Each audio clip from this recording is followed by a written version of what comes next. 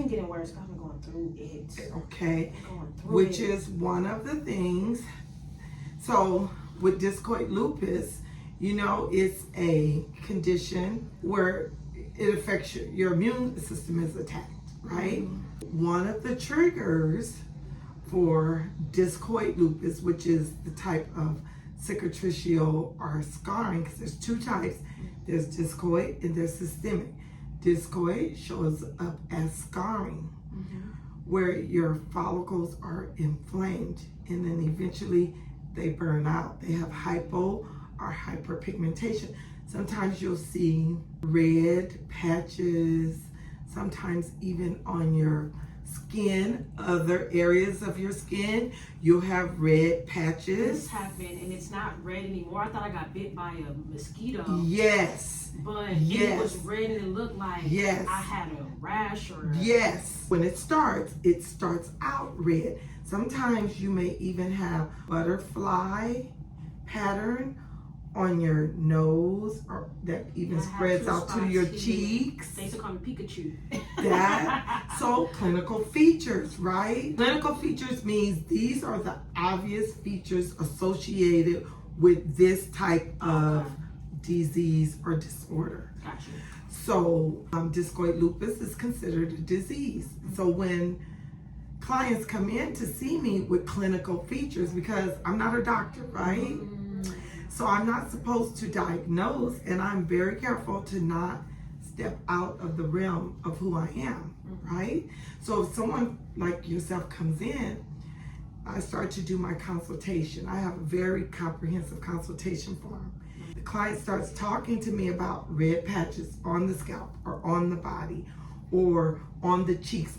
It'll make me dig deeper and ask further questions, and that'll lead me to what I suspect. But even with my suspicions, I don't say, as a trichologist, you have discoid lupus. Now, in my heart of hearts, I may believe that is what it is. But because I do understand being a doctor and a trichologist and the difference, my conversation with you would be, I think you should go to the doctor, have them do some testing. It appears you have some clinical features associated with discoid lupus. Okay. Yeah, these last couple of months have been crazy rough, and so it's been more like inflamed. It feels active. Yeah. Like these, I don't feel nothing. I don't feel anything here, but it's a little sore there. And I kind of went off topic when I went on about discoid lupus, but it brings me back when you said what you just said. I've been going through it. One of the causes that they believe triggers an autoimmune response, which triggers the cicatricial scarring, is stress. But I have this chart over here. Let's grab it and move it. Let's see this. Let's look at this chart. I call this the brain of the hair follicle. This yellow line represents your sympathetic nervous system, which is what's triggered when you're in a very stressful state. So you're in that flight mode. And when you're in that mode consistently, like your body responds to that. And so you're saying you've been going through like fight or flight? That's what you mean, flight? Yes, yes, absolutely. So now your body has been in that flight mode for quite some time. Your body is responding to that. And you're having what I consider a flare-up. When you start to feel tenderness or warmth or itching, those are signs that it's active now. It's inflamed. There's some inflammation happening. Yeah. And this is what it looks like, and if it can grow back or not, but it looked crazy. Let's just look. Let's just see what we see. Again, you spoke about whether it grows back or doesn't grow back. So with discoid lupus, it's considered cicatricial. Cicatricial is scarring. And when you have scarring, that means the follicles have been destroyed, and typically the hair can't grow back. However, and it feels smooth. It feel like a baby's butt. It'll feel like a baby's butt. Yeah. Especially, and I can see that here. So you can see it's getting darker, so you have some hyperpigmentation there, especially in this area.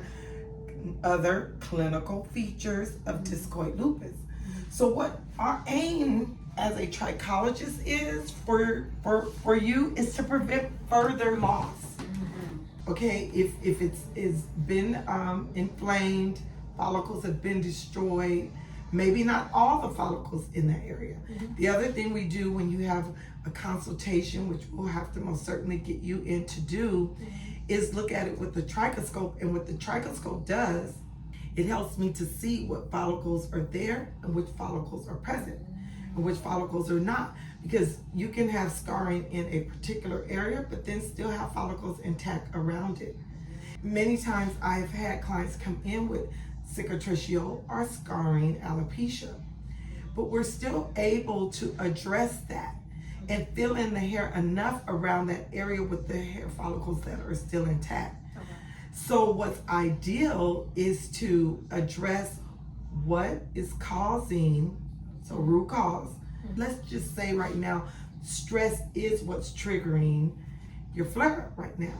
Our aim is going to be to reduce the inflammation that's being caused by the stress that's happening, and then address inflammation in the skin. You shared that your doctor gave you a topical, probably was a steroid. That's usually how they address inflammation in the skin. I take a holistic approach to hair loss and scalp problems, so I have other things that I use to address inflammation in the skin, but that would be my goal, would be to prevent further loss. Gotcha. If there's scarring in that area, it's happened, it's done.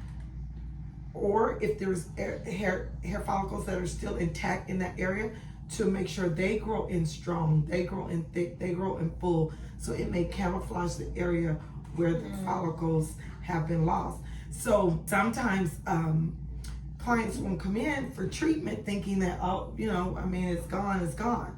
That's not always true. Each hair grows out of its own follicle. So maybe there's follicles that are still inflamed but still intact. Because I can feel the difference. There's a little fuzziness, I got a little baby hair action. Yes. So that would be the goal, would be to those where the inflammation is present, to reduce it. You can't trick your body, right? You can't put something on topically to say help, help with the inflammation, but you don't deal with why your body is in that flight mode to begin with. So many times, clients come in and we get real deep in this room and we get real emotional in this room. And I have a Rolodex that includes therapists, pastors, and everything. Why? Because depending on what's got you in this flight mode, we have to address that. Because I can give you something topically, I can give you something orally that's going to reduce the inflammation, that's going to help the hair to grow. But if it's trying to fight your sympathetic nervous system that's in that flight mode because of this or that issue, you're not going to be effective with treatment. We have to deal with root cause. That's deep. I feel better now. I feel a little relieved, even though it's like I don't want to hear the truth. Yes. But it's like when I do, it's like I feel good because I'm like, I at least know yes. where to go. Where to instead go. of just trying to hide and all of that. So, okay. I know I need to really hone in on, for what I can control is, yes. for right now, is making sure that I'm chilling and yes. I'm relaxed and figure out how to get out of that flight mode. So, yes. Okay. All right. Let's go. Make it happen. Let's make it happen. Let's make it happen. And we gonna Let's make it happen.